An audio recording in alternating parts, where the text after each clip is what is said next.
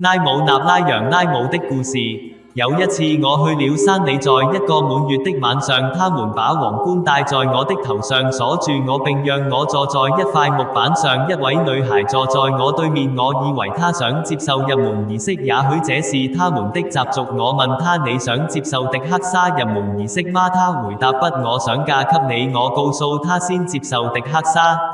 在接受了迪克沙之後，他問婚禮什麼時候舉行，我說再等一段時間。他明白了，並在2年後要求我為他找一個丈夫。我不是專業的媒人，於是我問他，你想找一個丈夫多少年？他說30年。